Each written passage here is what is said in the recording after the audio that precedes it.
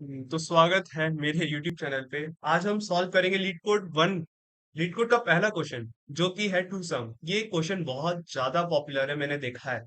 हर कोई इसे करता है, हर कोई इसे इंटरव्यू में पूछता है। मतलब एटलीस्ट मैंने देखा है, मैं भी एक स्टूडेंट हूँ तुम्हारी तरह। मैं भी ये सीख रहा हूँ।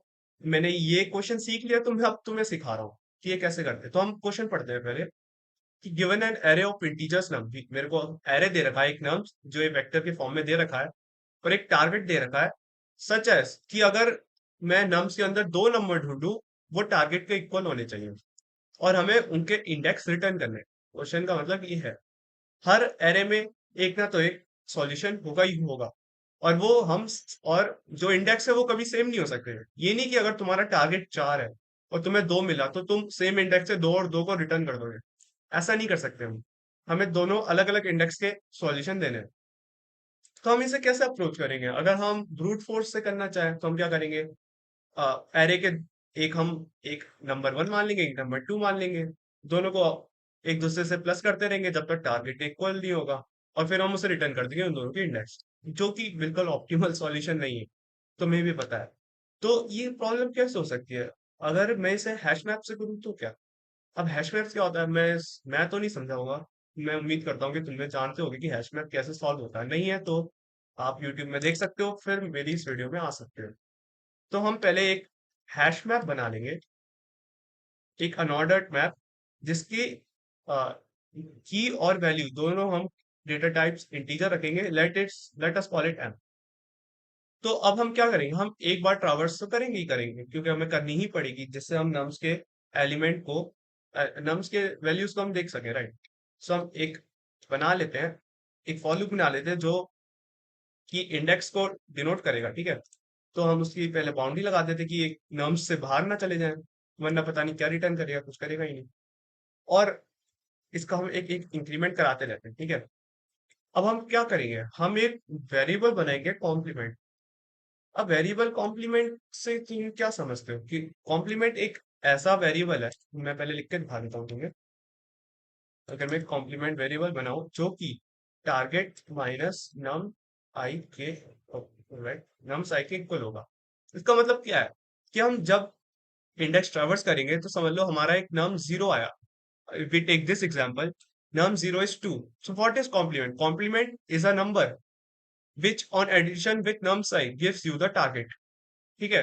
हाँ, मतलब एक तरीके से एक दूसरा नंबर है। अगर हमें पहला नंबर 2 मिल गया तो हमें अब 7 ढूंढना है, तो 7 ही कॉम्प्लीमेंट कहलाएगा। इंस्टेड ऑफ हम दो लूप चलाएं तो हम क्या करेंगे? हम कॉम्प्लीमेंट को एक वेरिएबल मान लेंगे जो कि इक्वल हो जाएगा टारगेट, और जो हमने एक नंबर ढूंढा उसको माइनस करके। उम्मीद करता हूँ तुम्हें समझ में आ गया होगा। तो हम क्या करेंगे? हम पहले एक कंडीशन लगाएंगे कि अगर मेरे अनऑर्डर्ड मैप के अंदर कॉम्प्लीमेंट है कि नहीं है, राइट? अब वो हम यूज कर सकते हैं काउंट से।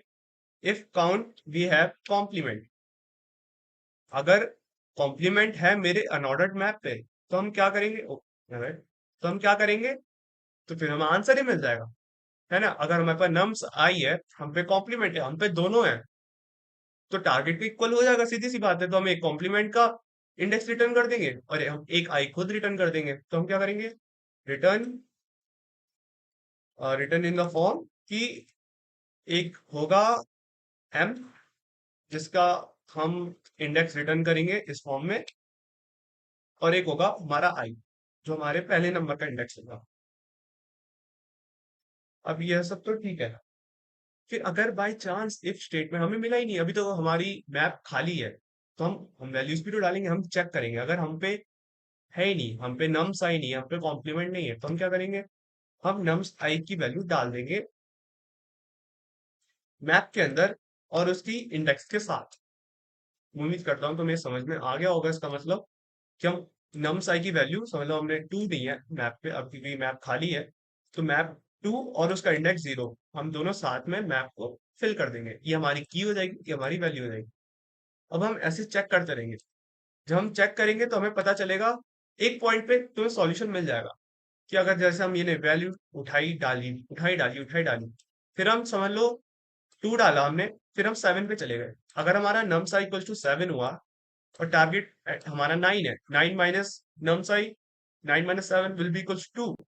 एंड जब हम देखेंगे कि एम के अंदर टू तो है क्योंकि हमने पहले डाल दिया, दिस मीन्स हमारा आंसर मिल गया।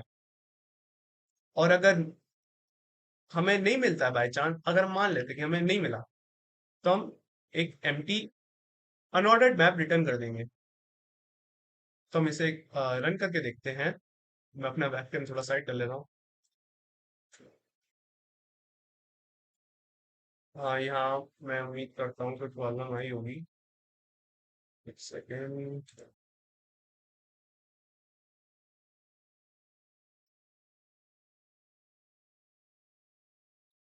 सी, now we got the solution. So मैं उम्मीद करता हूँ कि तुम्हें ये समझ में आया होगा कि मैंने ये कैसे करा। हमने एक अनऑर्डर्ड मैप बनाया, खाली अनऑर्डर्ड मैप बनाया, हमने लूप चलाया, ट्रेवर्स किया हर एक एलिमेंट्स पे, और हमने एक वेरिएबल कॉम्प्लीमेंट माना। कॉम्प्लीमेंट जो होगा वो, मतलब जब हम ट्रेवर्स करेंगे उस नंबर प्लस कॉम्प्लीमेंट करेंगे तो टारगेट पे इक्वल आएगा। तो हमने क्या करा, हमने कॉम्प्लीमेंट ढूंढना है। हमें नंबर पता है, एक नंबर तो पता है हमें ना एटलीस्ट, तो हम क्या करेंगे, हम दूसरा नंबर ढूंढेंगे कि हमने, अगर वो एग्जिस्ट करता है एरे के अंदर कि नहीं करता। अगर हम इफ स्टेटमेंट लगाएं, अगर करता है एग्जिस्ट तो हमें रिटर्न कर देंगे, सीधी सी बात है, हमें आंसर मिल गया, हम उसे रिटर्न कर देंगे। और नहीं है, सिंस शुरू हम करेंगे कि हमारी मैप खाली होगी तो हमें पहले तो मिल नहीं जाएगा। तो हमें जो जो नहीं मिलता जा रहा हम स्टोर करते रहेंगे मैप के अंदर, इससे हमारा टाइम भी बचेगा। ये नहीं हम पहले सब स्टोर करेंगे फिर ढूंढेंगे, इसमें लगेगा टाइम। हम हाथ ही हाथ स्टोर करते चलेंगे वो नंबर जो हम चेक कर चुके हैं। एट सम पॉइंट हमें जैसे ही हम दूसरे नंबर पे आएंगे तो हमारा पहला नंबर पहले ही मैथ के अंदर जरूर होगा, जिससे हमें आंसर मिल रहा है। बस यही एक तरीका होता है कि अगर आ, इस मेथड को यूज कर सकते हैं हम ऑप्टिमल सॉल्यूशन ढूंढने के लिए। ये कहलाता है हैश मैप के द्वारा। तो हम चलो अगली वीडियो में मिलते हैं, अगला क्वेश्चन करते हैं, मे बी क्वेश्चन नंबर 2 ही करेंगे हम जहाँ तक है। तो thanks for watching this video, उम्मीद करता हूँ पसंद आया होगा। सब्सक्राइब कर लेना अगर तुम ऐसी सॉल्यूशन देखना चाहते हो, मेरे साथ सीखना चाहते हो, क्योंकि मैं भी सीख ही रहा हूँ। जो मैं सीख रहा हूँ वो मैं सिखा भी रहा हूँ, जिससे एक बार को ये मेरी हेल्प करेगा इन फ्यूचर। जब मैं अगर बाय चांस भूल जाऊंगा कि ये क्वेश्चन कैसे करते हैं, है ना, सब भूल जाते हैं, पैटर्न भूल जाते हैं, मैं भी खुद देखूंगा, तुम भी देखना, क्या पता काम आ जाए। और एक्सप्लेनेशन में कोई प्रॉब्लम हो तो मुझे कमेंट्स में बताना, मैं कैसे सुधार सकता हूँ, सिंस ये मेरी पहली वीडियो है एक्चुअली टीचिंग करने की। So okay, thanks for watching. अगली वीडियो में